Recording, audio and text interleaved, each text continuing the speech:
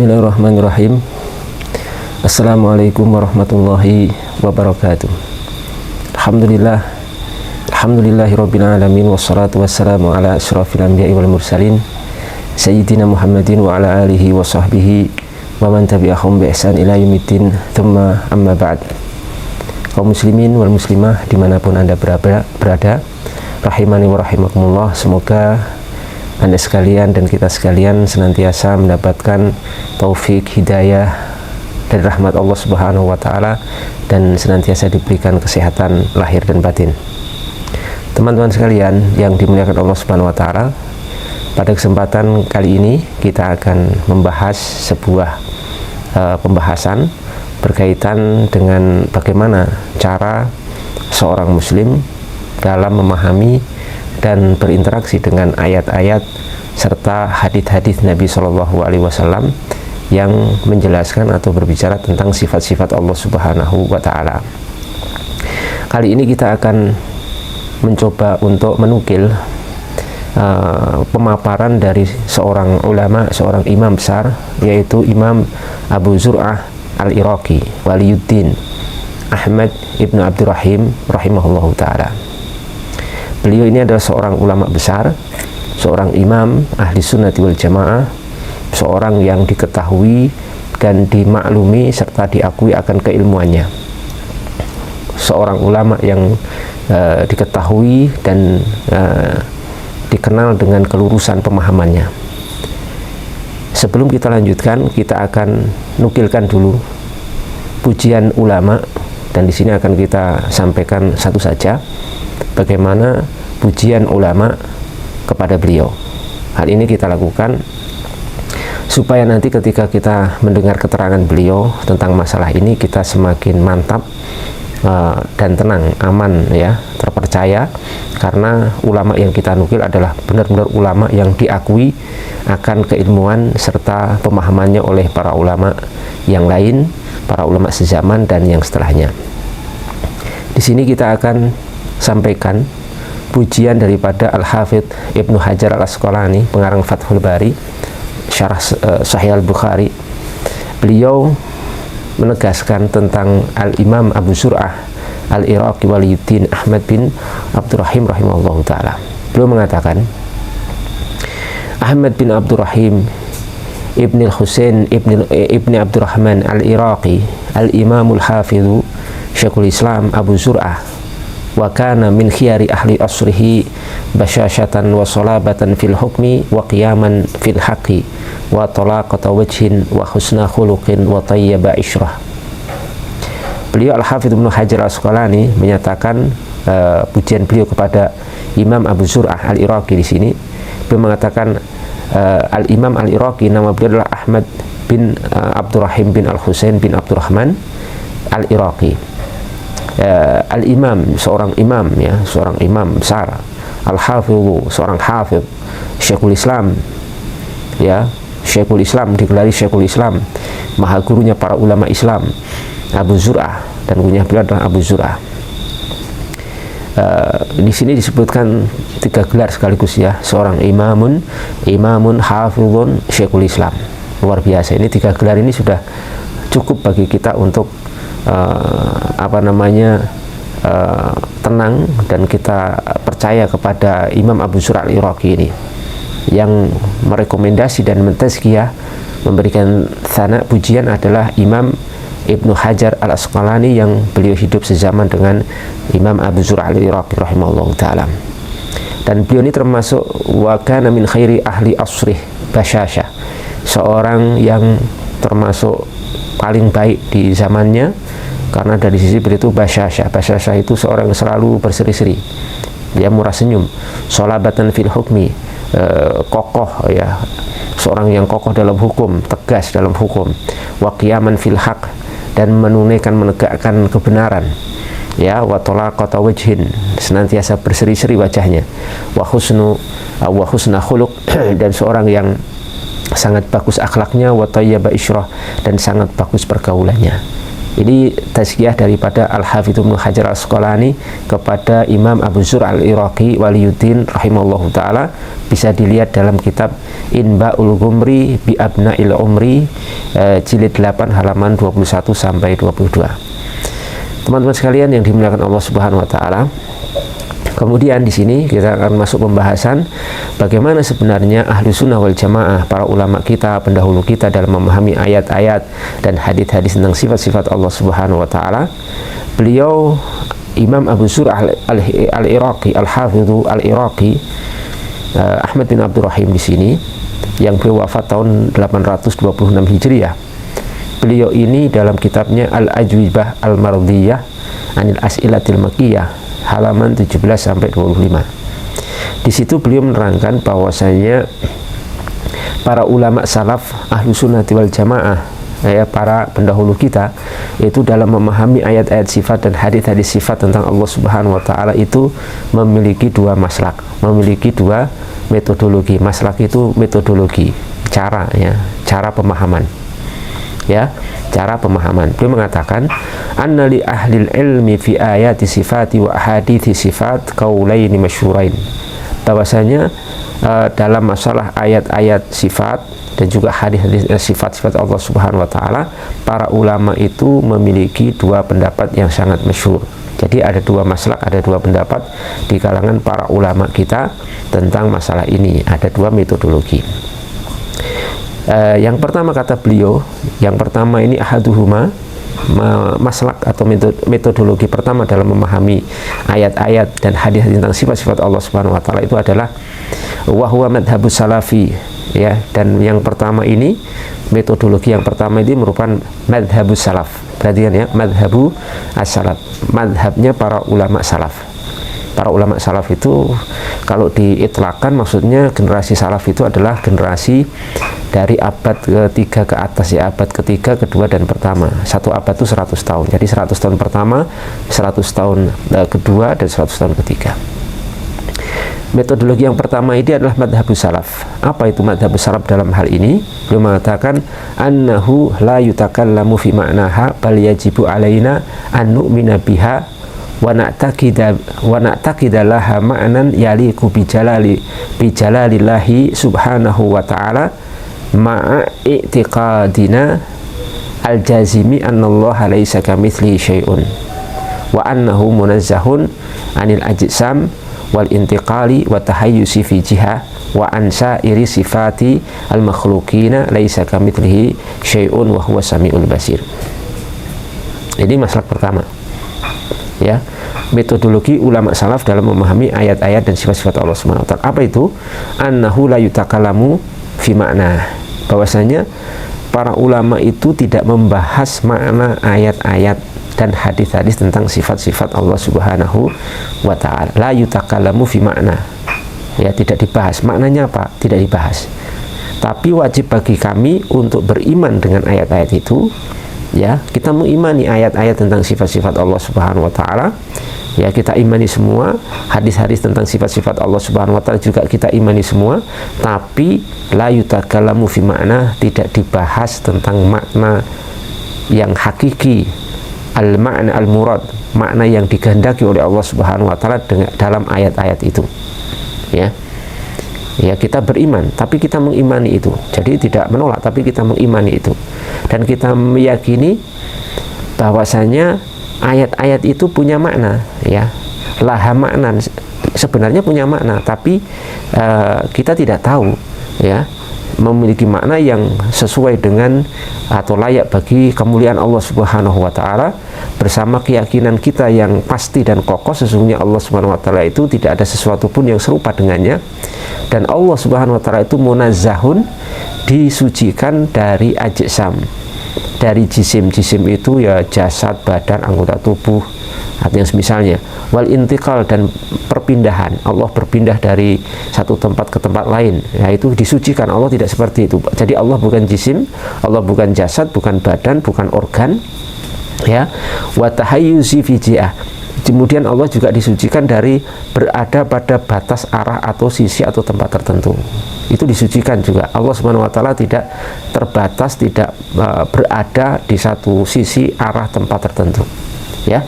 Wa an sa'iri sifatil makhluqin, dan Allah juga disucikan dari seluruh sifat-sifat yang ada pada makhluknya, ya. Laisa kamitslihi syai'un, karena dalam Al-Qur'an disebutkan tidak ada sesuatu pun yang serupa dengan Allah Subhanahu wa taala. Dan mukhalafahnya Allah, mukhalafatullah lil hawadits, penyelisihan Allah Subhanahu wa taala, perbedaan Allah Subhanahu wa taala dengan makhluknya kepada seluruh hawadits. Al makhluk itu sifatnya mutlaqon, itu sifatnya mutlak.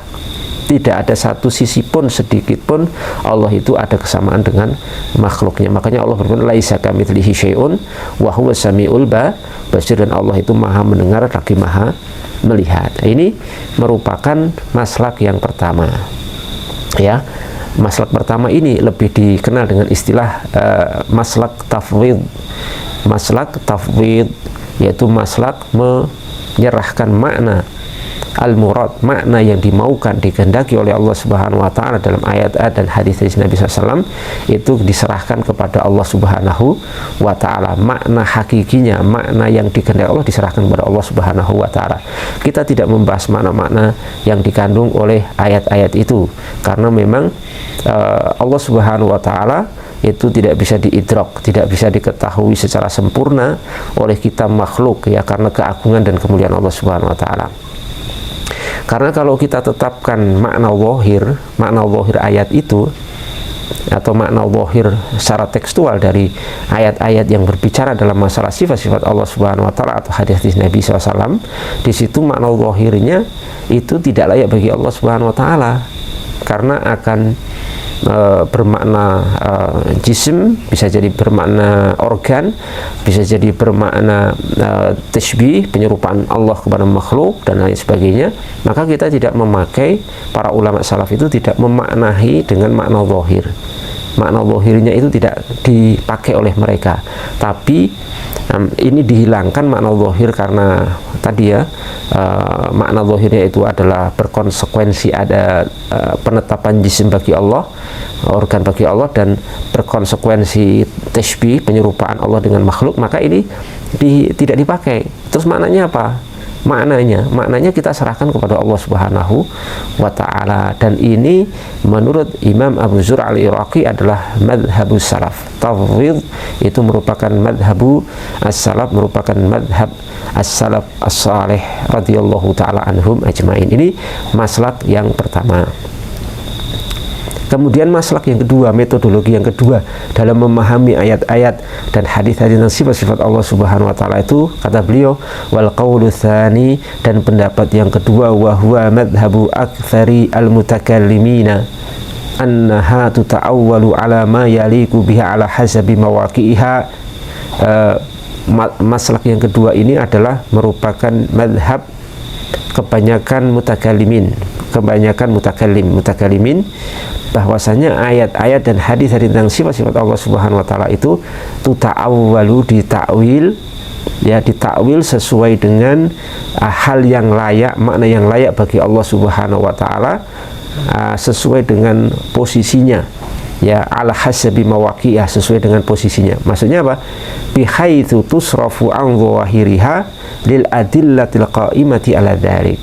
Artinya ayat-ayat, ya, ataupun hadis-hadis yang berbicara tentang sifat-sifat Allah Subhanahu wa taala itu dipalingkan dari makna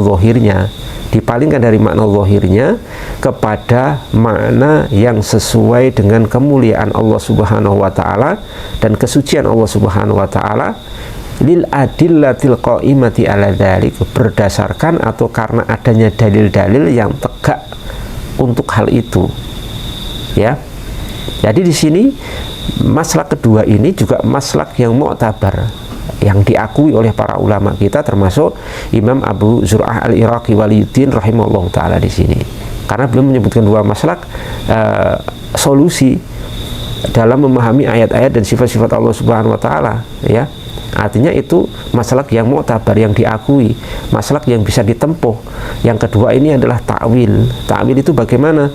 Ta'wil itu memalingkan makna ayat-ayat dan hadis-hadis tentang sifat-sifat Allah Subhanahu wa taala dari makna zahirnya, ya, yang makna zahirnya itu adalah melazimkan apa namanya jism atau tajisim, menetapkan Allah itu organ atau jasad, atau tasbih, penyerupaan Allah dengan makhluk, ini nggak bisa dipakai, maka ditakwil, dipalingkan kepada makna lain yang sesuai dengan kemuliaan dan keagungan Allah Subhanahu wa Ta'ala, gitu kan.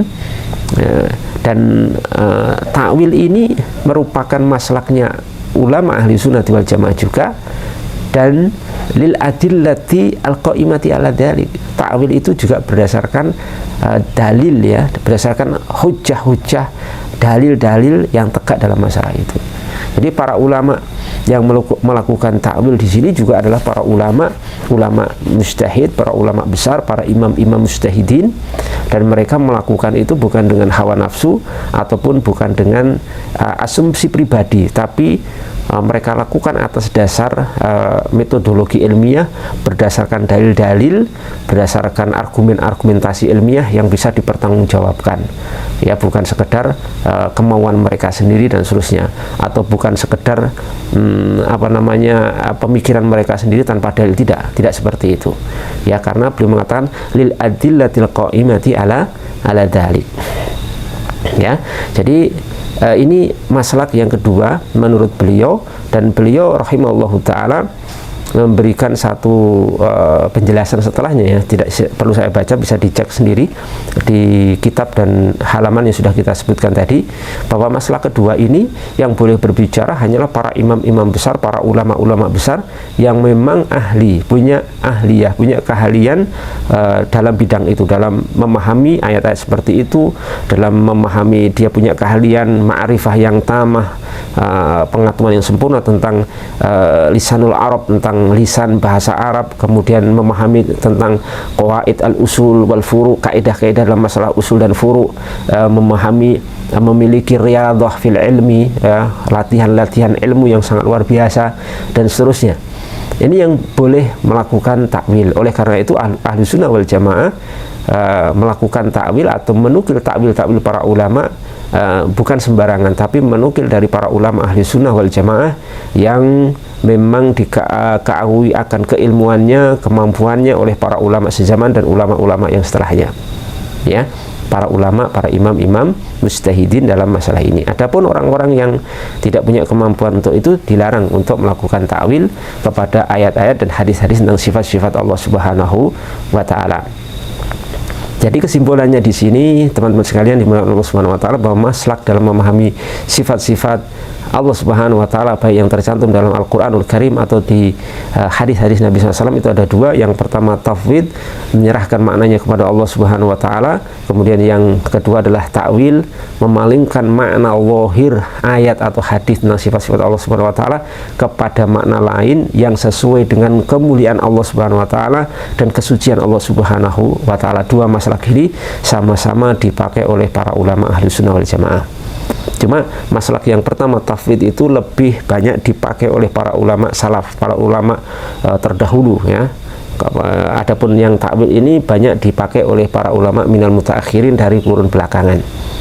Ya, kalau maslak yang pertama tafwid itu dulu memang mudah diterima, tapi untuk kurun belakangan karena kaum muslimin kemudian mengalami penurunan dalam masalah ilmu agama, baik capaiannya atau pemahamannya, maka lebih mudah diterima yang takwil ini. Makanya para ulama memakai, kemudian minal mutaakhirin itu ma'ruf, dikenal banyak memakai takwil. Adapun tafwid atau takwil itu sama-sama maslak ahli sunnati wal jamaah. Dan ini yang dua maslak ini yang dipakai oleh madzhabul akidah ahli sunnati wal jamaah al-ma'rufah, yakni madzhab akidah ahli sunnah yang dikenal, yaitu al-Asy'ariyah, imamnya Abul Hasan al-Asy'ari, kemudian al-Maturidiyah, imamnya Abu Mansur al-Maturidi, kemudian yang ketiga al-Adariyah, imamnya adalah Ahmad bin Hanbal rahimahumullahu jami'an. Tiga madzhabul akidah ahli sunnah ini memakai salah satu atau kedua maslak yang sudah kita sebutkan. Kadang dua-duanya dipakai, kadang salah satunya dipakai, ya. Ini yang kita ketahui dari buku-buku mereka dan para ulama mereka. Sebenarnya kalau mau yang paling aman dari kedua maslak ini, ya apakah pertama dan atau yang kedua. Menurut Imam Abu Zur'ah al-Iraqi Waliyuddin rahimahullah di sini itu adalah maslak pertama. Beliau mengatakan wa huwa aslamu wa aqallu khatara. Jadi maslak tafwid itu menyerahkan maknanya kepada Allah itu merupakan maslak metodologi yang paling selamat dan paling minim, ya, paling minim dari hal-hal yang berbahaya. Ini kalau mau paling aman maka maslak tafwid. Tapi untuk takwil juga tidak salah karena semuanya didasarkan kepada dalil dan argumentasi ilmiah dan dilakukan oleh para pakarnya, orang-orang yang ahli, para ulama, ahli ijtihad, para imam-imam besar di zamannya. Jadi kalau kita kadang di zaman ini menukil satu takwil, itu pasti takwil dari para ulama, para imam-imam besar, bukan dari diri kita sendiri. Semoga ini menjadi gambaran singkat bagaimana sebenarnya masalah ahlu sunnah wal jamaah dalam memahami ayat dan sifat-sifat Allah subhanahu wa ta'ala. Insyaallah nanti lain waktu kita akan membahas juga masalah lain yang berkaitan dengan ini, cara pandang para ulama lain kita akan tampilkan juga seperti Imam An-Nawawi atau para ulama yang lainnya. Kemudian sebelum saya tutup di sini ada ralat sedikit. Di video sebelumnya yang berjudul Pujian dan Kritik Al-Iraqi kepada Ibnu Taimiyah, di sini atau di sini itu di situ saya atau kami menyebutkan bahwa pengarang kitab Al-Ajwibah Al-Mardiyah Anil As'ilatil Makkiyah itu adalah Imam Zainuddin Al-Iraqi Abdurrahim bin Al-Husain Abu Fadl. Itu setelah kita tonton ulang videonya ternyata kita baru sadar bahwa itu adalah keliru, ya, sebkulisan tanpa sadar. Yang benar kitab Al-Ajwibah Al-Mardiyah itu karangan anaknya, anak beliau, yaitu Waliyuddin Al-Iraqi Abu Zur'ah Ahmad bin Abdurrahim, ya, bukan bapaknya. Jadi kalau Zainuddin Al-Iraqi itu bapak, ya, namanya Abdurrahim bin Al-Husain, kunyahnya Abul Fadl. Kalau ya anaknya itu Waliyuddin Abu Zur'ah Al-Iraqi, namanya Abdurrahman bin Ahmad bin Abdurrahim, ya, Abu Zur'ah rahimahullahu ta'ala. Jadi yang pengarang yang benar itu Al-Ajwibah Al-Mardiyah adalah anaknya, yaitu Waliyuddin Al-Iraqi Abu Zur'ah, bukan bapaknya Zainuddin Al-Iraqi, ya. Dan tapi untuk masalah konten atau isi pembahasan kitab yang sudah kita paparkan di video sebelumnya itu tidak ada masalah, tidak ada pengaruh, tetap sama aja. Cuma penisbatan pengarangnya yang kita tanpa sengaja keliru, ya. Kita mengatakan bapaknya pada sebenarnya adalah anaknya.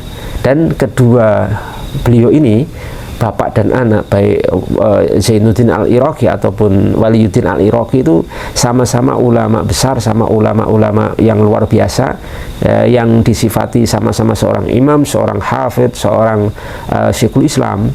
Jadi ini sangat luar biasa sekali, ya. Semoga ini ralat ini bermanfaat dan mohon maaf sebelumnya atas perhatiannya, kami ucapkan jazakumullahu khairan. Demikian yang bisa kami sampaikan, semoga bermanfaat untuk kita semuanya. Wabillahi taufiq wal hidayah. Wassalamualaikum warahmatullahi wabarakatuh.